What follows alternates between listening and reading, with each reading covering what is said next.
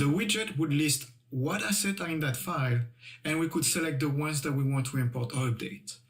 Then we can tell the widget what would be the master material for those assets, and then the tool would instance the master material and assign the new texture into it. And then once it's imported into Unreal, we could just launch a turntable. But you can go as nuts as you want with those widgets. Each button can run a part of your nodal pipeline.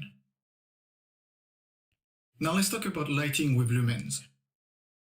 Lumen is our new fully dynamic global illumination technology.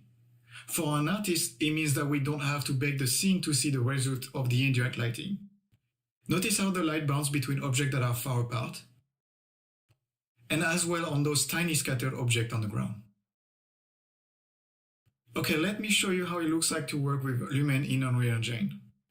This footage has been captured in Editor on a regular high-end gaming PC. In this case, I'm simply rotating the spotlight. Notice how the light coming from the spotlight bounces back on the wall and the stalactites. Everything is updated in real time. And when you change the color of the spotlight, you can see the bounce light being updated too.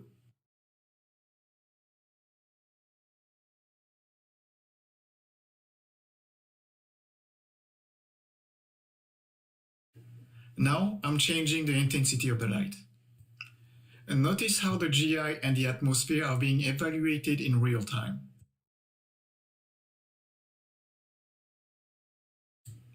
Let's take a look at what happens when you modify the environment.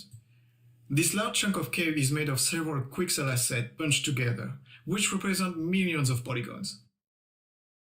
We can move that large amount of polygon and you can notice how the lighting is being updated in real time. But let's see how it looks when you completely obstruct the entrance of the cave.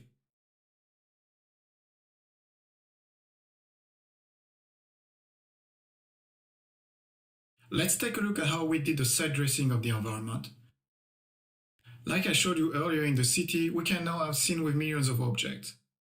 Let's focus on a small corner of the cave to give you a sense of how many assets are being used. Again, each asset is at least 1 million polygons with 8K textures. And we maintain the same quality of set dressing throughout the demo. Here is another array of our demo. The side of the temple entrance are made of hundreds of pieces, and notice how the lighting updates in real time.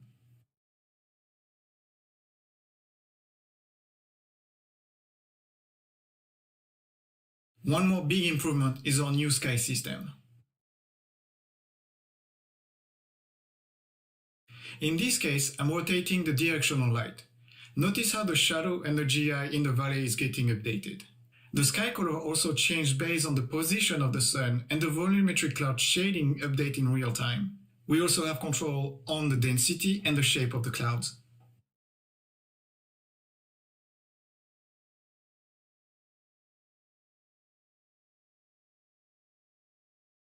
One more thing that I wanted to share with you is the flock system that was used for the bat and the bugs in our demo. For this effect, we use a static distance field volume texture to place insects on the level's surfaces.